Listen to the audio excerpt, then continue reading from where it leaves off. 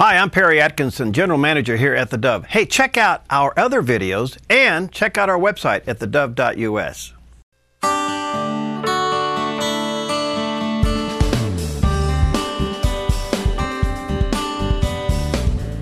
Well, welcome to Focus Today. I'm your host, Perry Atkinson. Today is a very special day on Focus Today as we are recognizing what's happening in the state of Oregon as it relates to zero restrictions on abortions. In fact, in the state of Oregon, your tax dollars are paying for 11 abortions a day, and it has to stop. And what we're doing is asking you to go out to the Malello's Coffee House behind Costco, as our crew is out there all day long, and asking you to sign the petition to get on the November ballot a measure to stop our tax dollars in the state of Oregon for paying for 11 abortions. So this is a very special edition of Focus Today, and I am delighted and honored beyond measure to have with us today Dr. Alveda King. Currently serves as Pastoral Associate and Director of African American Outreach for Priests for Life and Gospel of Life Ministries. She's also the voice of Silent No More Awareness Campaign, sharing her testimony of abortion. She's a loving mother of 6 and a very loving mother of 6 grandchildren. Nothing like grandchildren. Dr. King, nice to have you. What a blessing. Wonderful, Perry. You know, there are 9 grandchildren and 6 living children. And it is such a wonderful experience to serve Christ and to be a mother and a grandmother. Those are the things, those are my favorite things on the earth.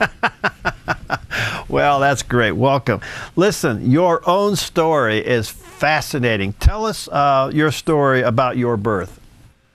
Well, it is actually, many people know that I'm the niece of Dr. Martin Luther King Jr. My parents, his brother, Reverend Alfred Daniel Williams King, A.D. King, and my mother, Naomi King. Mm-hmm. Uncle M.L. was, of course, right out in the forefront. Everybody knew about him, and father helped him.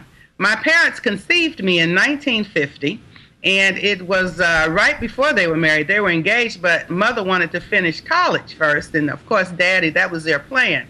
I was conceived. My mom's mother decided to let my mother go on a date. Before that, mother had only been courting. That's kind of supervised outings with groups of people and that kind of thing. So when she and dad were alone, I was actually conceived. And that's why we say dating should be reserved for married people. You know, one man, one woman married.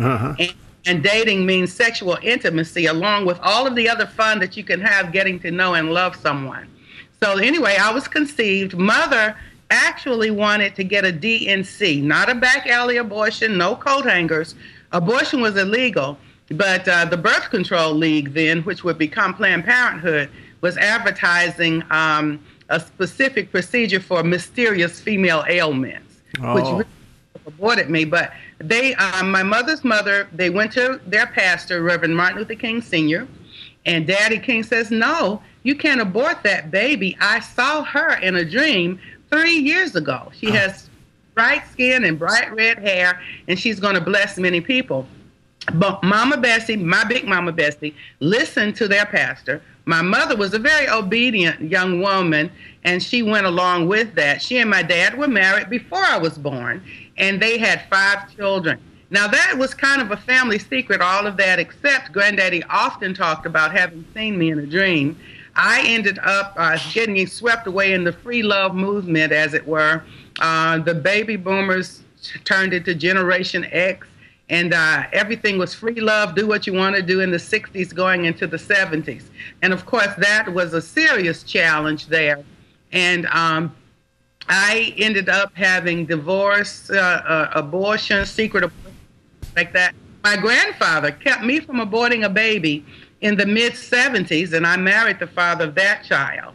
And we had 5 children together. I had 5, 1 from my first marriage, then I had 2 abortions and a miscarriage, and then I married the father of my next 5 children. And that's how today, as a repentant Christian woman who knows that I made a lot of mistakes in the 70s, and I repented and came back to God, and now I tell this testimony with great joy, how God forgave me, healed me, allowed me to be a mother and a grandmother for which I'm very, very grateful. My grandfather convinced me to keep that child in the 70s. And because by then I had bought into Planned Parenthood's agenda, unfortunately. Mm-hmm. Was rescued. And today, this is how you hear me as a pro-life voice working for Priests for Life, Director of African American Outreach. Fascinating. Dr. King, when did you in your youth realize abortion was wrong? Well, I was in my 20s by then, and I was going to abort another child. And my grandfather and the father of the baby, two African-American men, said, no, you can't abort that child. Daddy King said, that's not a lump of flesh, that's my great-grandchild. The baby's daddy, a medical student, said that, no, you can't abort that baby. That's 46 chromosomes, 23 from me and 23 from you, and I want mine back alive. Mm-hmm. So as the men spoke, then my uncle's message, even though he was deceased by then, and my father, they had been killed at the end of the civil rights movement. But I said, oh my God. And Uncle ML's words, injustice anywhere is a threat to justice everywhere.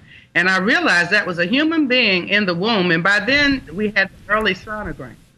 And I saw the sonogram of that baby, who is now an adult. He's married. He's an attorney. And he was younger in the sonogram than the two who had been aborted and the one who had been miscarried. So I realized that Planned Parenthood and the abortion lobby and the radical feminist movement had lied to me, saying that I had only gotten rid of blobs of tissue and it wouldn't hurt worse than pulling a tooth. None of that was true. My body was hurt during those experiences, my soul, my spirit, and it took some recovery. My final recovery step was to attend Rachel's Vineyard here in the 21st century, the healing ministry out of Priests for Life, and then I became a spokeswoman for the Silent No More Awareness campaign. So I realized all the way back in the 1970s, when I conceived my son, that was the beginning of my pro-life journey, and I'm very grateful for it. But really now, I came up in a pro-life family. My uncle, Dr. Martin Luther King Jr., of course, was pro-life by Daddy, A.D. King, my grandfather, my grandmother. My mother became pro-life by my grandfather's guidance. Mrs. Coretta Scott King, who accepted the Margaret Sanger Maggie Award instead of her husband in the 1960s, when it was offered to her husband in 1966, like Mrs. Barbara Bush and Mrs. Laura Bush, who are both pro-choice and agree that a woman should be able to abort her child if she decides to. Coretta King kind of followed in that pattern, but her husband actually was pro-life, and the only type of birth control that he supported at that time, natural family planning, they called it the rhythm method, and during his lifetime, all of these chemical procedures and surgical abortions, none of that existed. Abortion was illegal when he was killed. So for those who want to suggest Planned Parenthood is not telling the truth, Martin Luther King Jr. did not support an agenda of hurting women and killing babies. Absolutely fascinating. You know, your life now, you are on both sides of Roe versus Wade, weren't you? I've been on both sides, and I'm so glad to be on the side now for life. And we are to choose life. Life is sacred. I have been well informed, and part of my mission at Priests for Life as Director of African American Outreach, and I'm a pastoral associate with Gospel of Life. We inform, we educate, we activate communities, and make communities aware of the truth about abortion. Abortion really does kill babies. Abortion harms women. These carcinogenic products that they want to call birth control make women very sick, making women subject to heart attack, stroke, blood clotting problems, which I had between the abortions and the carcinogenic procedures that I took trying to go against the natural procreative plan with fertility blockers. All of that is very, very harmful to women. Men are also harmed by these processes, and we talked about our campaign with Kevin Burke. Wow. Let me ask you this before we run out of time. Tell us about God's healing of your soul and your heart on this, after those experiences. I have a very intimate testimony that I don't often share, but I'm happy to share. When I left Rachel's Vineyard, and that was a wonderful weekend of learning that God had forgiven me, that I will see my children again in heaven. And it was just ministered so biblically to me. And it was a wonderful and beautiful experience. And as I went back home, I left the airplane and I was going through the terminal to go back to my car. And I was riding down an escalator. And I felt the most wonderful, warm, loving presence. It was almost like little butterflies were landing on my shoulder and my face and my hair. And it was almost like little voices were saying, "It's okay, Mommy." Because not only did I have the 2 abortions and the miscarriage, but I used something called the IUD, which allows the woman to conceive, and then she actually loses that baby. So it's like spontaneous miscarriages, several. And so I felt as though I was being reunited with those little babies. I knew at Rachel's Vineyard, we had the prayer for healing. We had an opportunity to name our babies. And my children, who I know were aborted, Philip, Jessica, and Raphael, miscarried. And so knowing that, you can even get the little tiny baby shoes and put little things in a box. So the closure to that was a very healing process, and the forgiveness of God. And I've repented. I know God has forgiven me, and I believe I'll see those children in heaven. And so that's nothing, my friends, that you cannot be healed from, whether you're a woman or a man, a grandparent, the community. We have to admit that abortion is wrong, and all these carcinogenic birth control things that the HHS mandate trying to shove down our throats. Priests for Life is involved in a lawsuit to stop that. So there is hope, there is healing. I have received that, and as I say, I enjoy my living children and my grandchildren very, very much.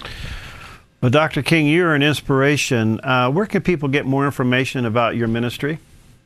Please go to www.africanamericanOutreach.com. AfricanAmericanOutreach.com, and I have a wonderful blog there. At least I think it's wonderful. I hope you do. And a lot of information for you, though. Videos, YouTubes, articles. Yeah, a lot of information. You're a delight. Thank you for your time, and let's do it again, okay? I look forward. Thank you for the opportunity. Many blessings to you. All right. Dr. Alveda King with us today. We'll be right back.